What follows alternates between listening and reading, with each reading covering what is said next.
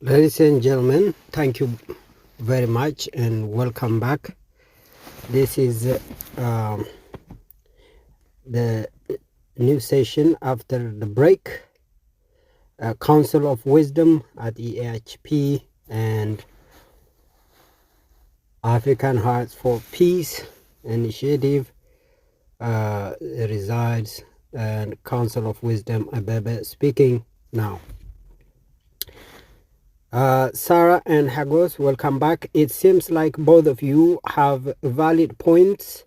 What if we combine both strategies? Could Ethiopia communities protect themselves with traditional weapons while also developing tech-based resistance against AI warfare? Hagos, Eritrean perspective. If a hybrid approach is to work, it needs to be strategic. Just arming civilians without organization will create more chaos, and technology alone cannot stop any army.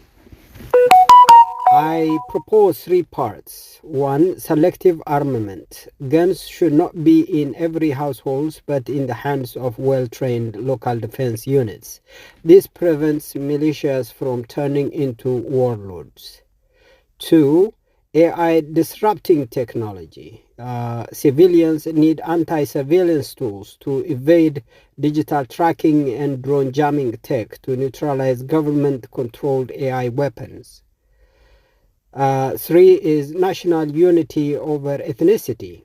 If Ethiopia keeps fighting itself, no amount of weapons or technology will save it.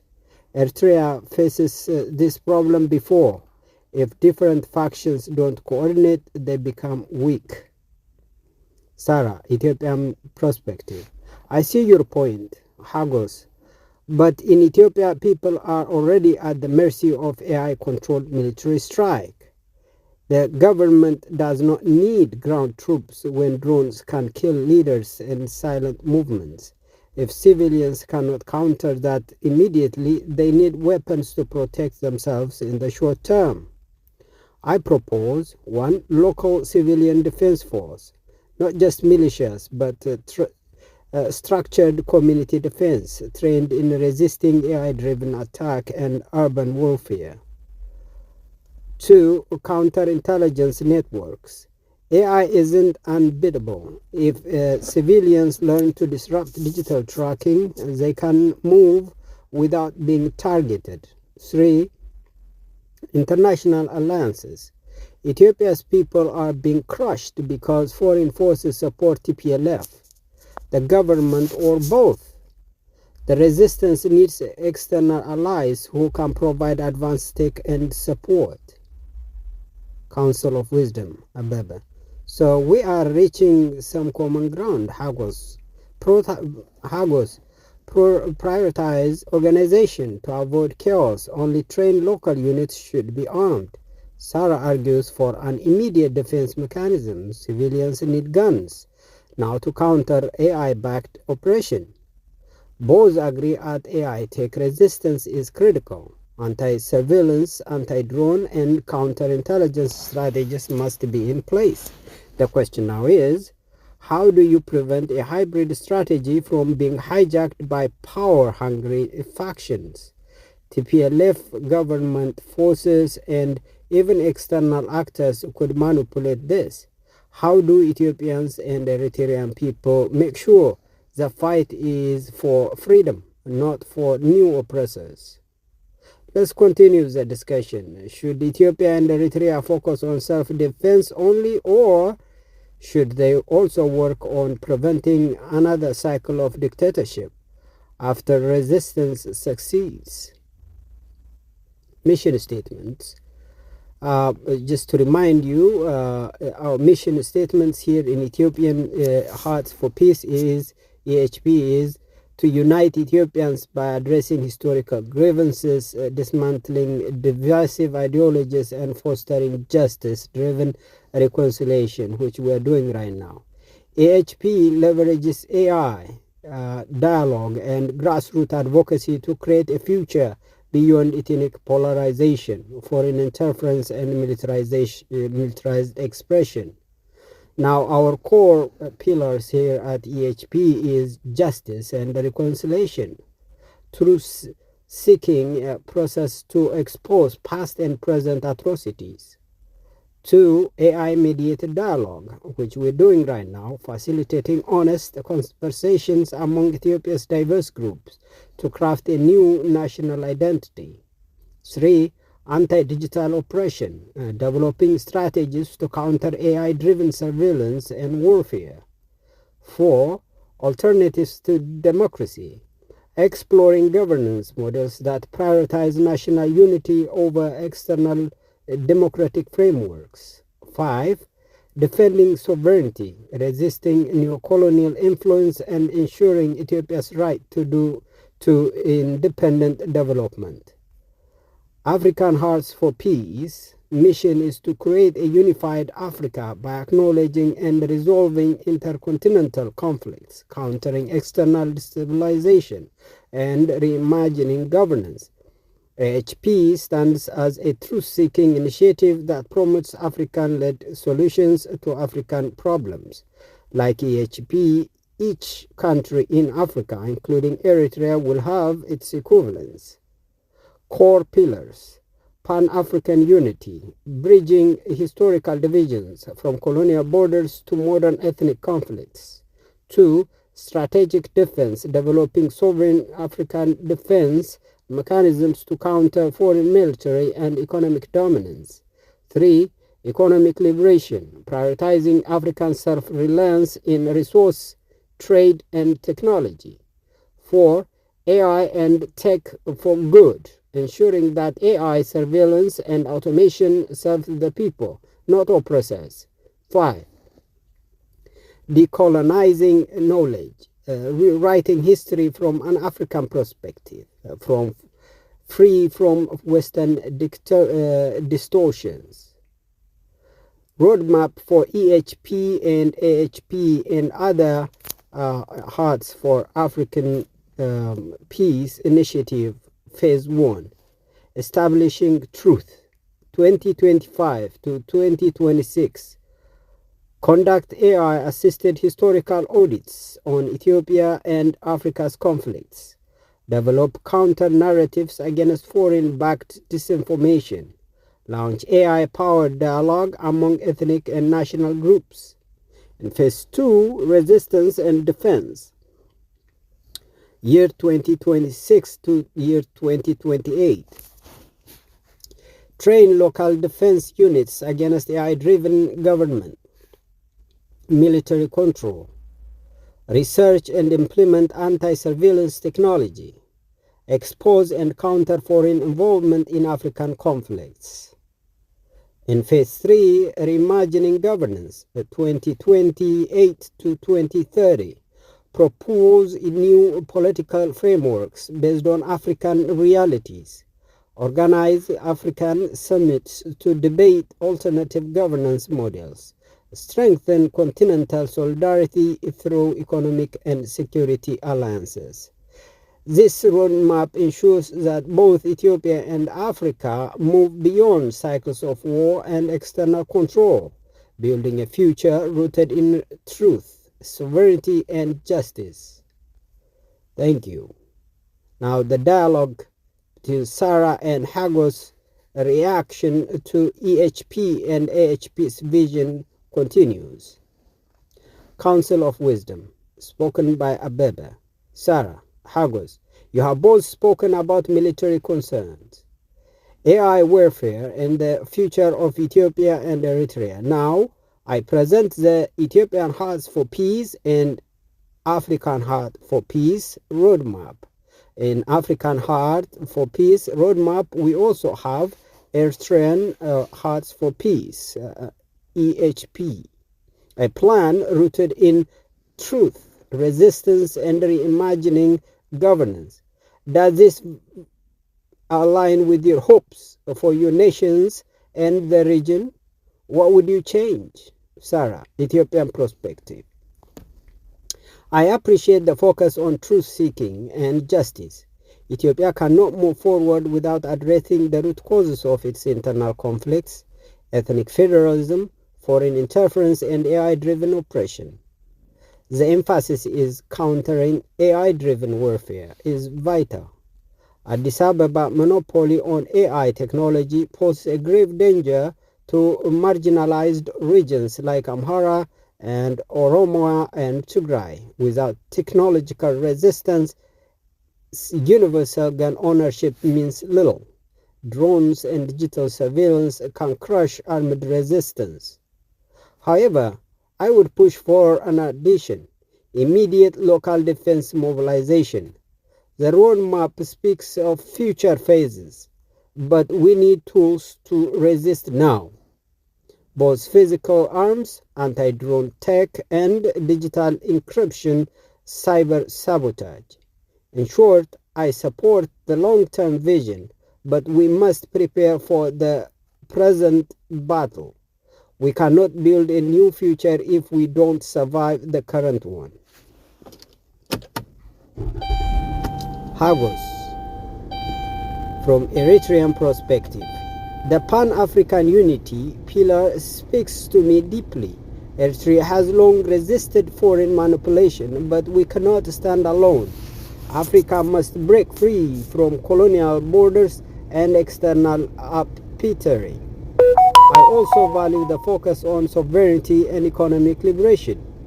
Eritrea's ports and resources must serve our people first, not foreign investors or Ethiopian interests disguised as cooperation. However, I am conscious about the local defense mobilization Sara mentioned. In Eritrea, we have seen how armed factions can spiral into warlordism. Weapons alone don't protect sovereignty. Discipline, organization, and national unity do. So my support comes with a condition: any plan for local defense must include strict accountability to prevent warlords or extremists from hijacking resistance efforts. Overall, I support the roadmap's core ideas, but I urge caution: we need order as much as we need power. Council of Wisdom, Abebe speaks. Sara demands immediate action: arming local defense forces and deploying anti-AI tech now, not just in the future phases. Hagos supports the vision but warns against chaotic militarization. He wants accountability and order to prevent factionalism. It seems both of you agree on the need for technological resistance and sovereignty, but differ on how quickly we should arm the people. The question now is, can Ethiopia and Eritrea resist AI-driven oppression and foreign manipulation without turning into fragmented war zones? What safeguards would you both suggest to balance armed resistance and national unity? Would you like me to have Sara and Hagos debates how to mobilize local defense forces without descending into anarchy? Let's keep pushing this dialogue, says AI.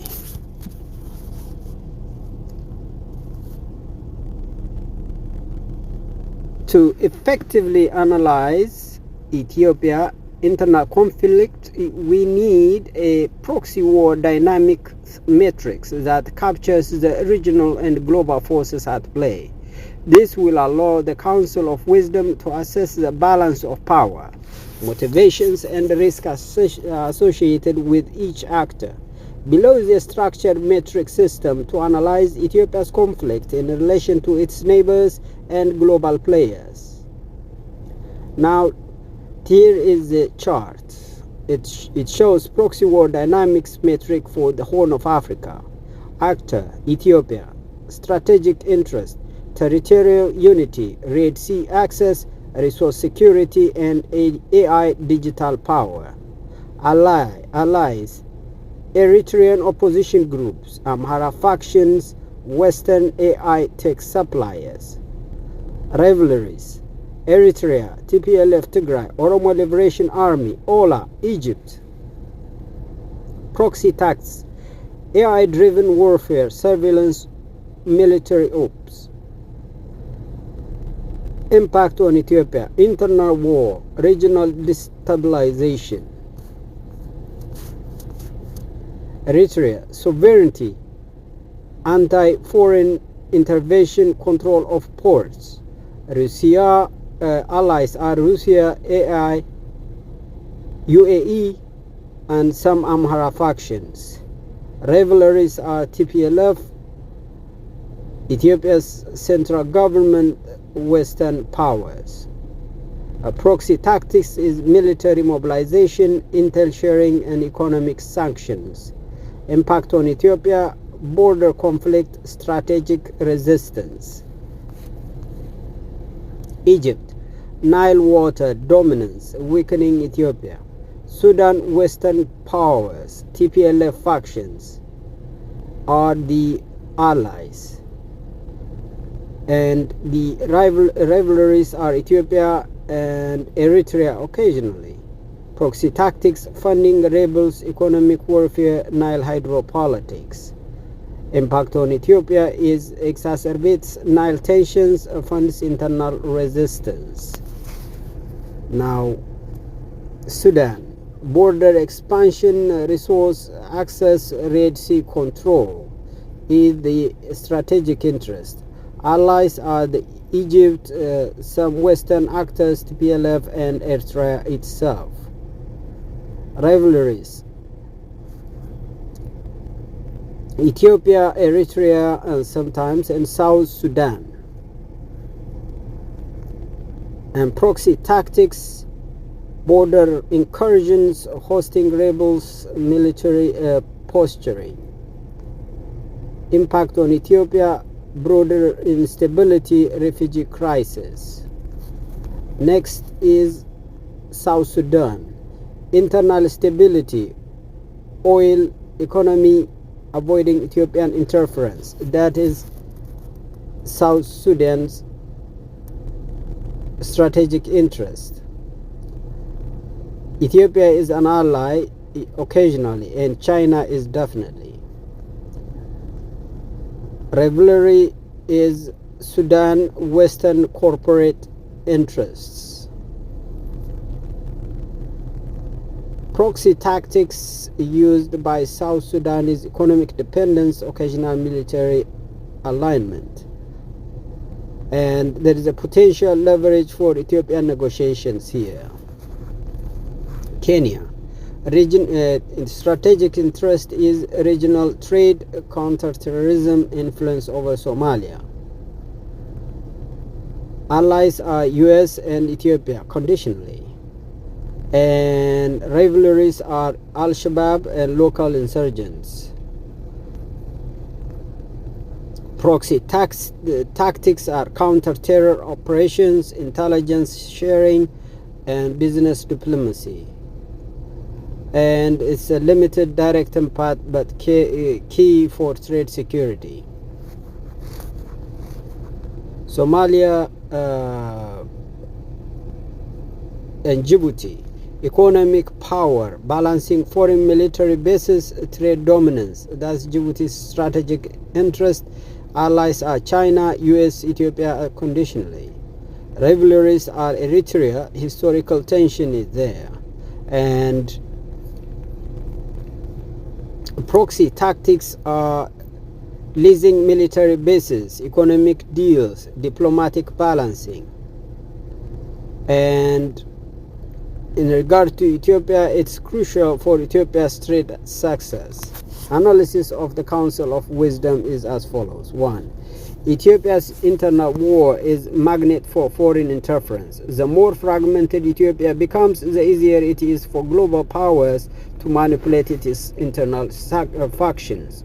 Egypt and Sudan want a weakened Ethiopia to gain control over the Nile and broader territories.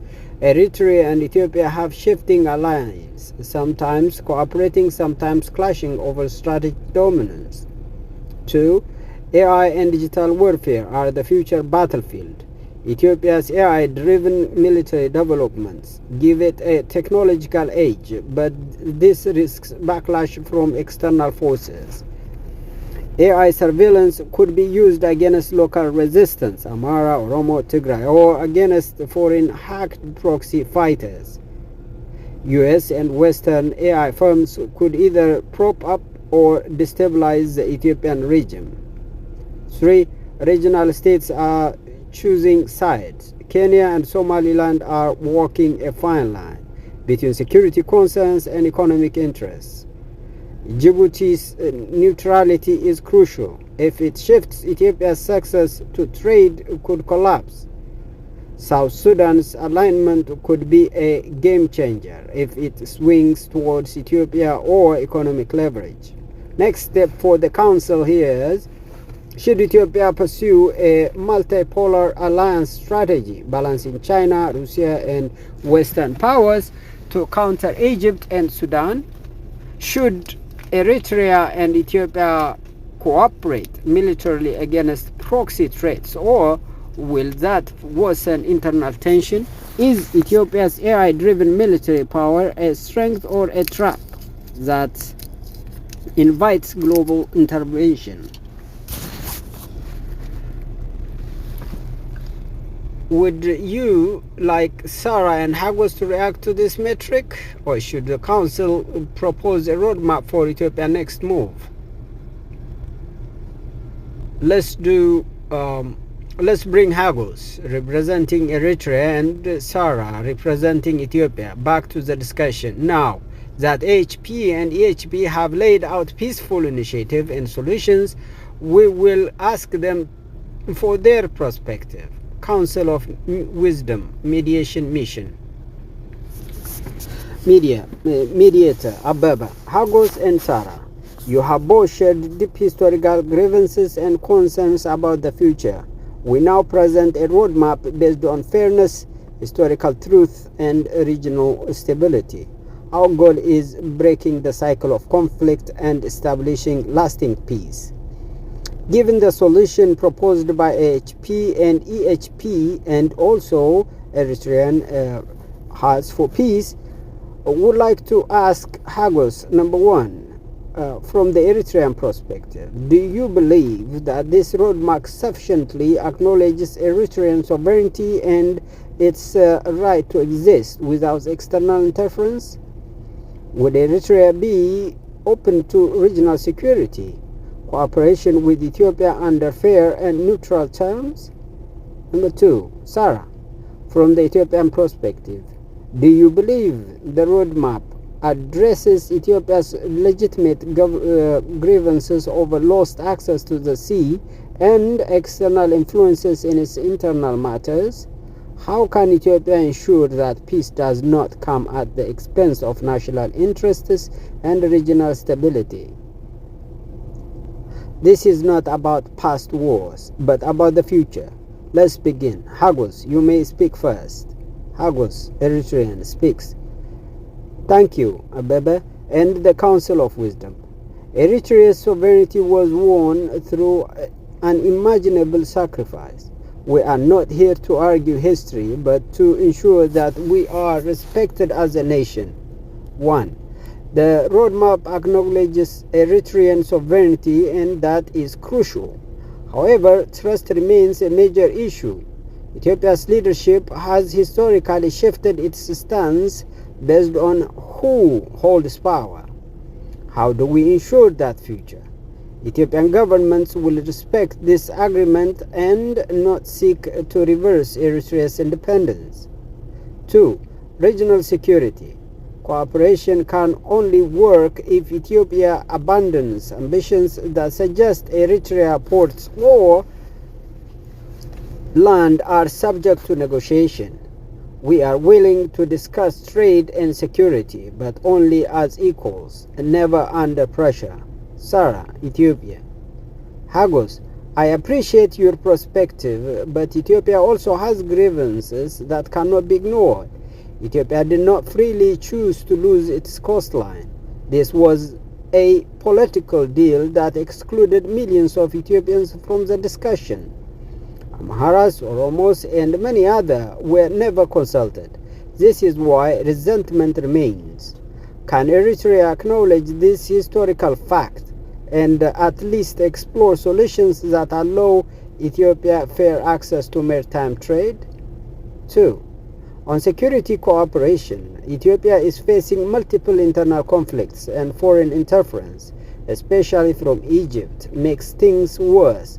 Can Eritrea submit to non-interference in Ethiopia's internal affairs, just as it demands no non-interference from Ethiopia? Mediator Abebe. Thank you both. The Council of Wisdom acknowledges these critical concerns. Now, let us seek practical solutions instead of repeating grievances. 1. Hagos. Will Eritrea be open to an economic or trade agreement that grants Ethiopia port access under mutual beneficial terms?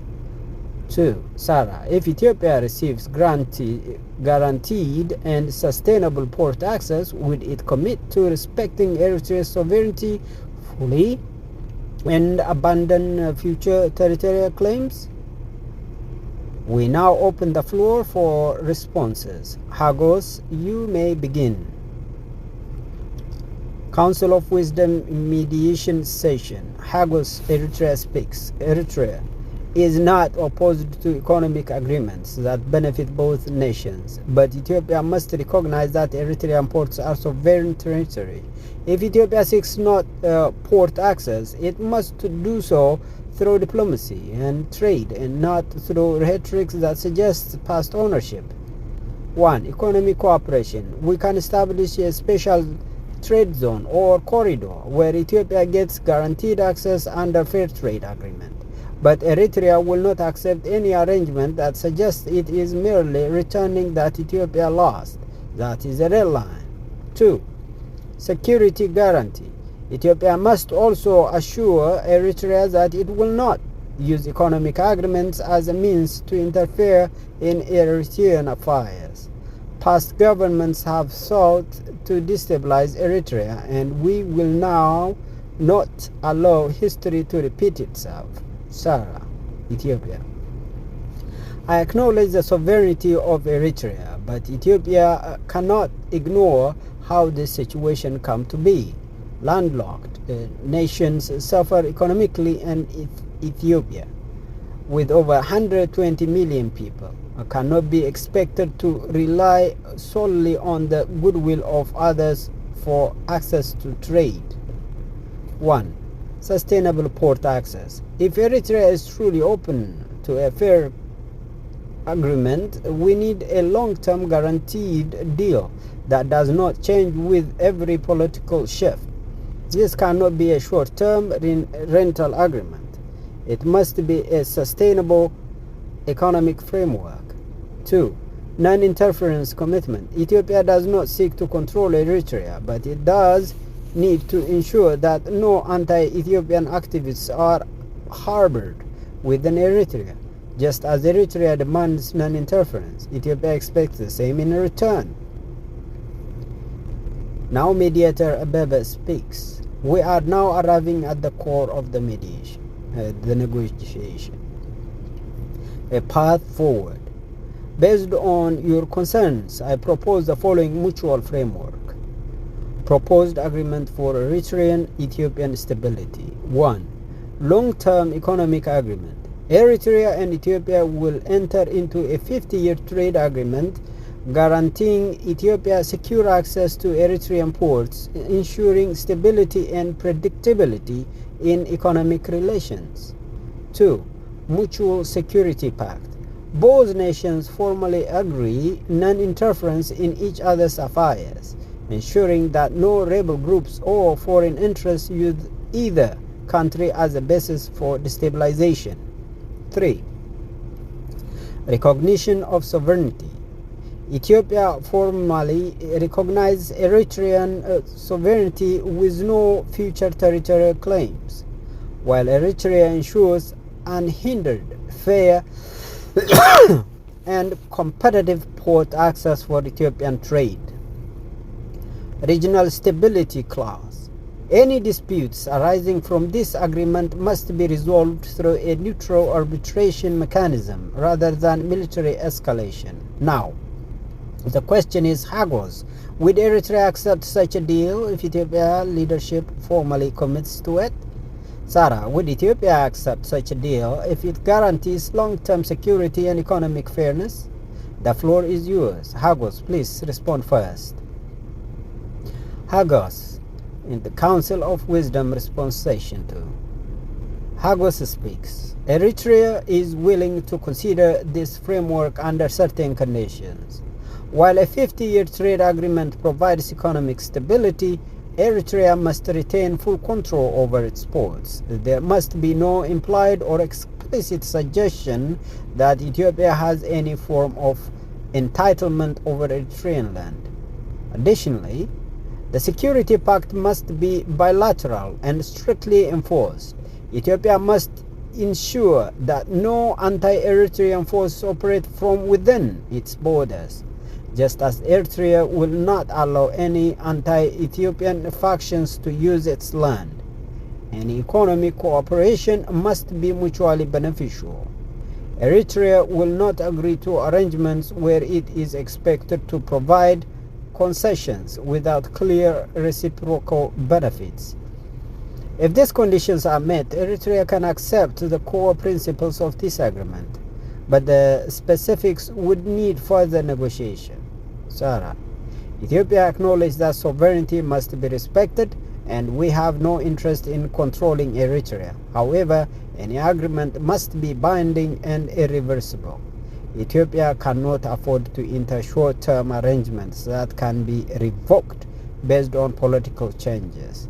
To address your concerns, Ethiopia agrees to a non-interference policy, providing that Eritrea ensures complete transparency in its engagement with Ethiopia's internal adversaries. The economic deal must guarantee fair pricing and access, so Ethiopia does not suffer from unexpected restrictions or excessive tariffs. If a neutral arbitration mechanism is established, it must be led by a trusted international body to avoid bias. If Eritrea agrees to these principles, Ethiopia can move forward. However, Ethiopia needs strong legal assurances that these agreements will not be altered under a future Eritrean leadership. Mediator, Abebe. We now have a near-aligned vision with specific concerns that need resolution. Let's refine the framework. Finalized agreement draft. 50 years guaranteed port access agreement. Eritrea grants Ethiopia stable and fair access to designated ports under clearly defined terms, with independent arbitration in case of disputes, mutual security and non-interference pact. Both nations formally agreed to strict neutrality in each other's affairs. Any suspicions must be addressed through diplomatic channels. 3.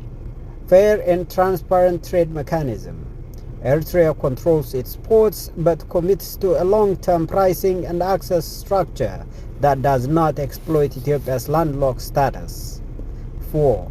Legal and international enforcement.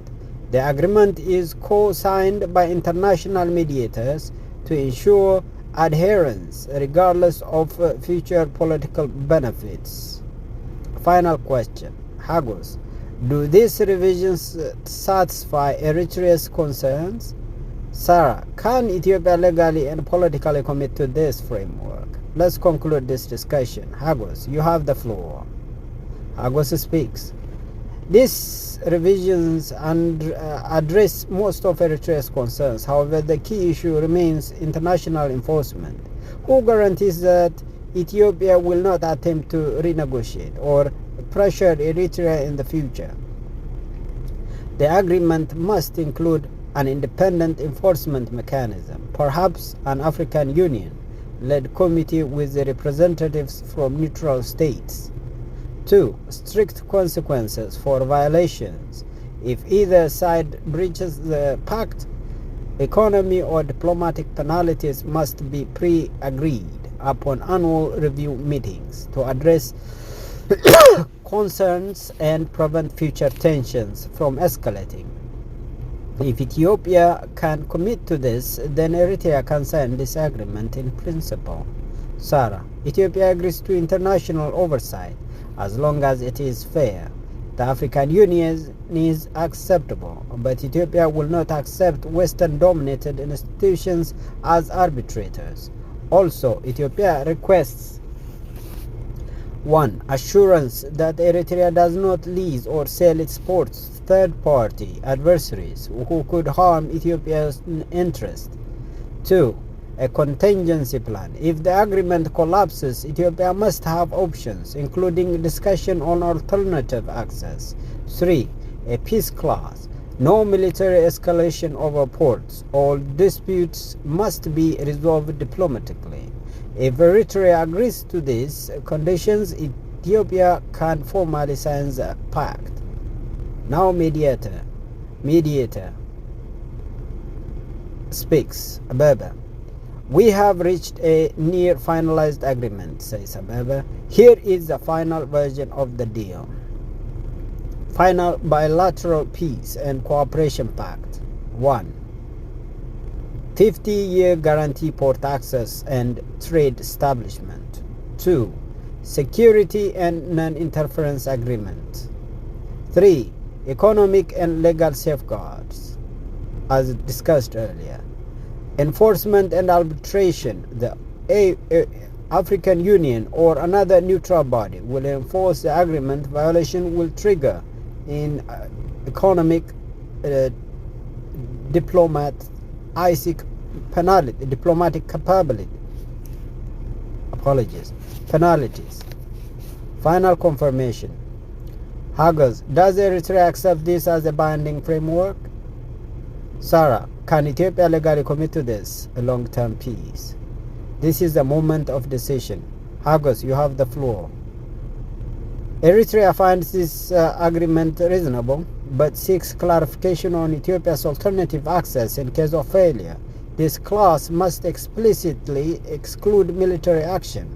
Eritrea will not sign any deal that indirectly justifies future Ethiopian intervention. If Ethiopia agrees that alternative access means only economic or diplomatic option, then Eritrea signs. Sara, Ethiopia accepts that alternative access refers strictly to diplomatic and economic measures. However, Ethiopia reserves the right to defend its economic survival if external actors manipulate the situation. This is not a threat, but it's a safeguard. Mediator, Abebe. We have a breakthrough. Both sides accept the core framework. The final wording is 1. Port access and trade security. Eritrea guarantees Ethiopia's stable port access. Prices are negotiated under African Union supervision. Ethiopia acknowledges Eritrea's full sovereignty over ports. 2. Security and non-interference. No Ethiopian claims on Eritrean land. Eritrea will not lease ports to Ethiopia's adversaries. 3. Conflict prevention. Disputes resolved through the African Union. No military force allowed regarding port access. 4. Enforcement mechanism. Violations trigger economic and diplomatic consequences. Final moment of truth. Hagos, does Eritrea officially sign? Sara, does Ethiopia formally commit? This is history in the making. Hagos, you speak first. Eritrea officially signs under the condition that the African Union enforces the agreement without bias and that no external powers interferes with Eritrea's sovereignty.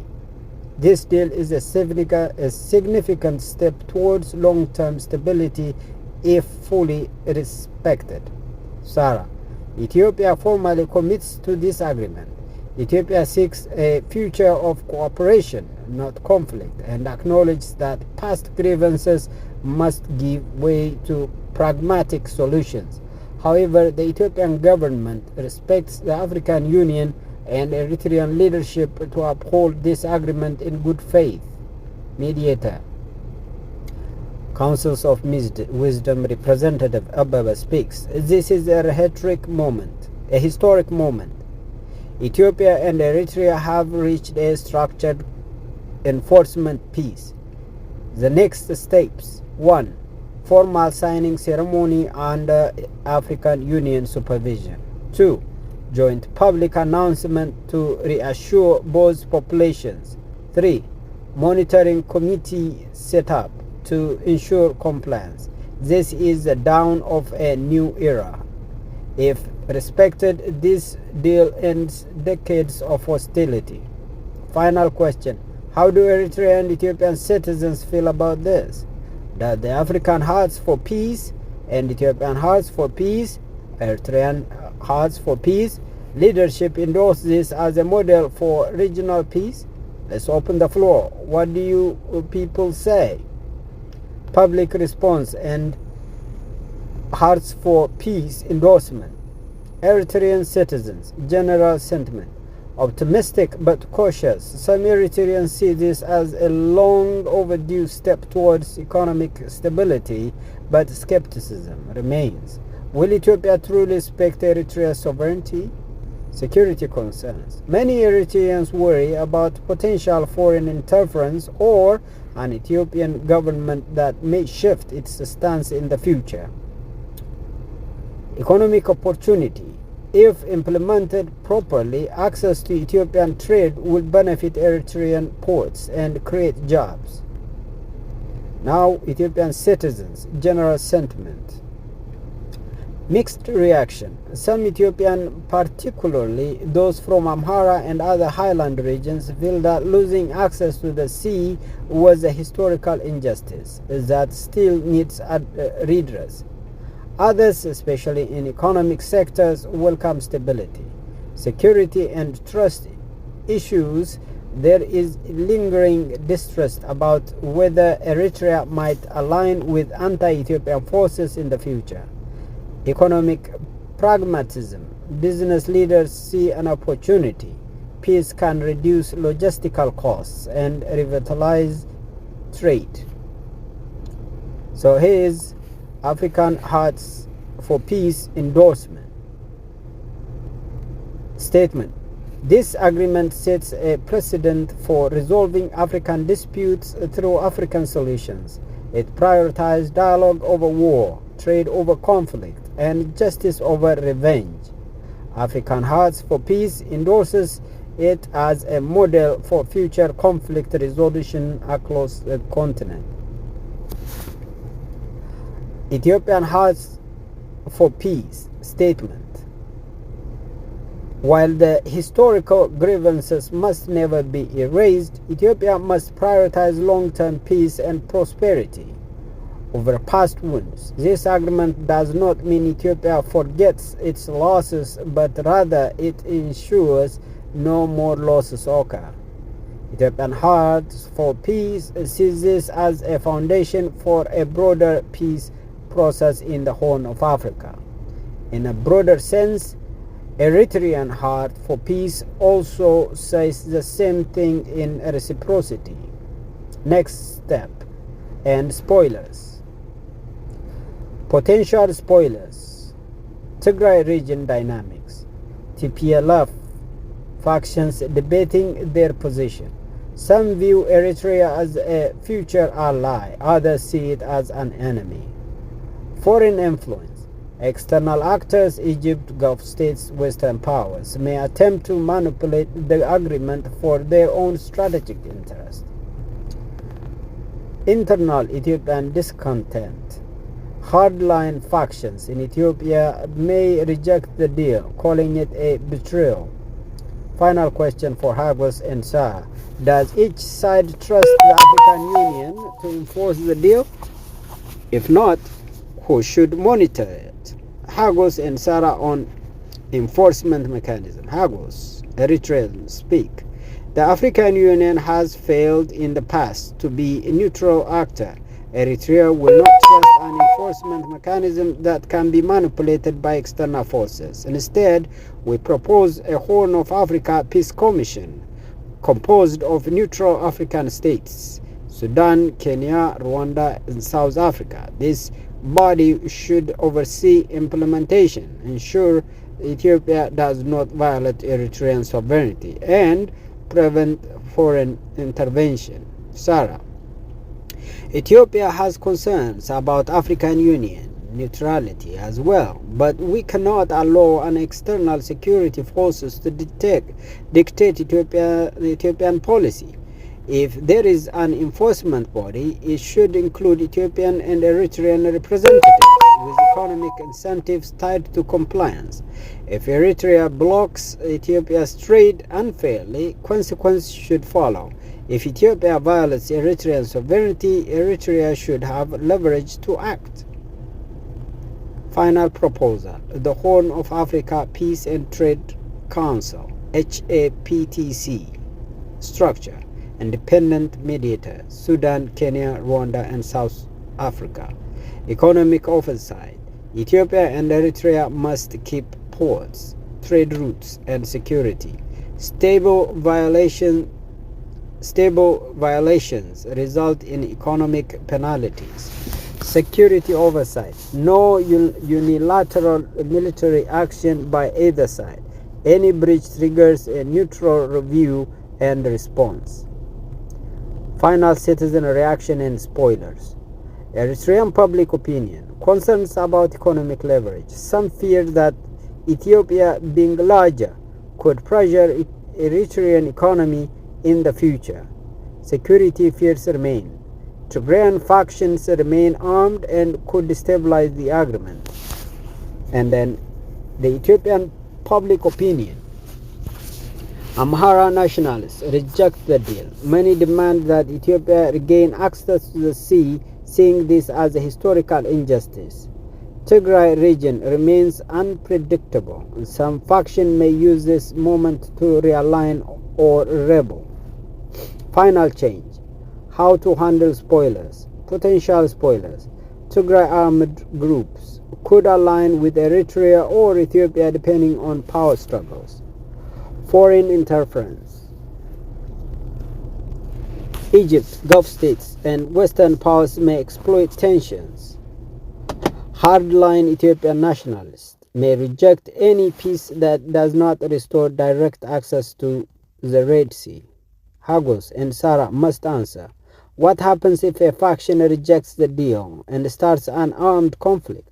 How should the peace process respond? Hagos and Sara on handling spoilers and armed conflict. Hagos goes first. If a faction within Ethiopia rejects this deal and begins armed conflict, Eritrea cannot be held responsible. We must safeguard our sovereignty and protect Eritrean borders. If the conflict involves Ethiopian factions attacking Eritrea or aligning with foreign powers, Eritrea will defend itself as any sovereign nation would. However, we are committed to dialogue and will not escalate unless provoked. Sara, Ethiopia. Ethiopia must be clear that any armed conflict will not be tolerated, especially if it comes from factions within the Tigray region or any outside interference. Ethiopia will do everything in its power to ensure the peace agreement holds. However, Ethiopia is committed to using diplomacy first. But if any party chooses violence, Ethiopia will respond with military force. We will not allow this agreement to be sabotaged. Mediator speaks, Abebe. To ensure that no armed conflict destabilizes the region, we propose a multi-layered response. Early warning system. A mechanism should be in place to monitor unrest and detect any potential spoilers. The Horn of Africa Peace and Trade Council, HAPTC, could issue warnings of any factions are mobilizing towards violence. 2. International diplomacy. If internal factions choose violence, the United Nations African Union should intervene diplomatically before armed conflict escalates. A global call for peace would exert pressure on any violent factions. 3. Sanctions on spoilers. If factions actively try to sabotage the peace agreement, they should face economic sanctions by the international community. This can limit their resources available to the factions and encourage them to engage in dialogue rather than violence. 4. Regional peacekeeping force. A neutral peacekeeping force comprising African Union forces can act as a buffer between the parties should tensions rise. Again, final commitment for both Hagos and Sara. Are you both in agreement on this mechanism to neutralize spoilers and avoid armed conflict? Will you push for international support if needed? Let's finalize a proposal to ensure lasting peace. Final proposal, Comprehensive Peace Framework for Ethiopia and Eritrea. 1. Agreement on the peace process. Shared responsibility. Both Ethiopia and Eritrea agree to peaceful resolutions that guarantees sovereignty, economic cooperation, and regional stability. The agreement acknowledges past grievances but emphasizes the need for a future of cooperation rather than division. 2. World Horn of Africa Peace and Trade Council, HAPTC. Structure. Neutral African nations, Sudan, Kenya, Rwanda, South Africa will oversee the peace agreement and ensure compliance by both sides. Enforcement mechanism. The United Nations and African Union will support the peace framework with diplomatic pressure and sanctions against factions or external actors attempting to disrupt the peace. Economic cooperation. Ethiopia and Eritrea will establish mutual trade routes with safeguards that allow both nations to benefit economically without compromising sovereignty. Demilitarization and security provisions. That's the third. No bilateral military action. Neither Ethiopia nor Eritrea will engage in military operations without consulting the HAPTC. Any army action must be coordinated and justified under the supervision of neutral parties. Regional peacekeeping force. A neutral peacekeeping force will be deployed to ensure security and stability, especially in high-risk zones like Tigray, the border region, and areas of historical conflict. 4. Handling spoilers and armed conflict. Early warning system. The HAPTC will create an early warning system to track unrest and prompt any violence. Diplomatic intervention should spoilers emerge. The United Nations and African Union will mediate immediately without withhold international support for the violent factions and pressures them to return to dialogue. 3. Sanctions on violent factions. Any faction that takes up arms or sabotages the peace will face economic sanctions and diplomatic isolation from the international community. 4. Security cooperation. Ethiopia and Eritrea will jointly patrol sensitive regions and share intelligence to prevent armed conflict from spreading. 5. Long-term commitments. Mutual respect and trust building. Both countries commit a gradually improving relationship through cultural exchanges, trade, and people-to-people diplomacy. Independent national path. Eritrea retains full sovereignty, while Ethiopia respects Eritrean independence but works towards collaborative growth. Hagos, Eritrea and Sara, Ethiopia have agreed to these terms as a roadmap for peace, with the Horn of Africa Peace and Trade Council overseeing process. Both parties will actively promote peace and stability in the region with external support from the international community. Next step, international diplomacy. HAPTC must begin outreach to global powers, example the United Nations, US, EU, Gulf states, or for diplomatic backing and to monitor compliance. 2. Implementation of peacekeepers. Begin talking with African Union to deploy peacekeeping forces in critical regions. 3. Economic agreements. Initiate trade agreements between Ethiopia and Eritrea, focusing on access to ports and cross-border trade routes. Final reflection. This agreement, if respected and upheld, sets the stage for long-term peace, regional stability, and mutual growth. The process requires continuous dialogue, strategic economic cooperation, and a commitment to demilitarization to ensure that all parties can live in peace and prosperity without the specter of war.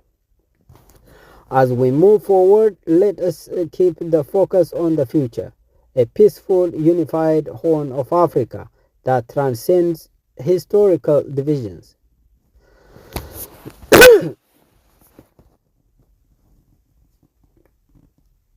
Clarification that Sudan and Kenya due to their regional ties and influence, may not be considered truly neutral in this process. Let's adjust the peace framework accordingly.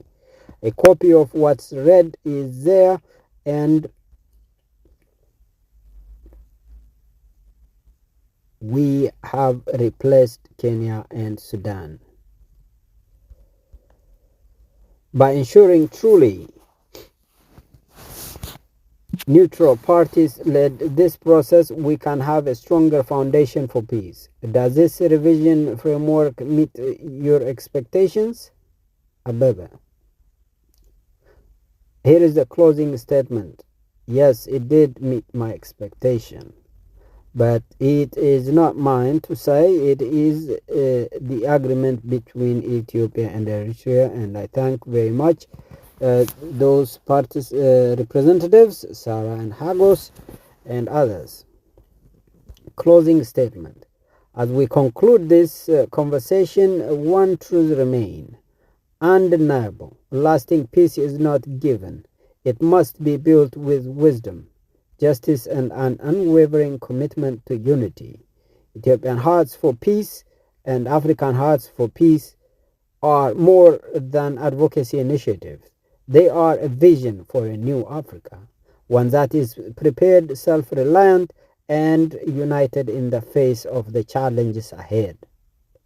Through truth-seeking, mediation, and a commitment to justice, we can resolve even the most complex conflicts.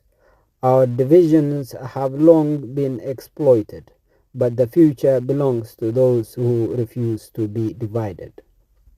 African Hearts for Peace and Ethiopian Hearts for Peace and Eritrean Hearts for Peace stand as a blueprint for a united Africa, one that is no longer trapped in cycles of war and foreign manipulation, but instead focused on self-determination, technological advancement, and shared destiny.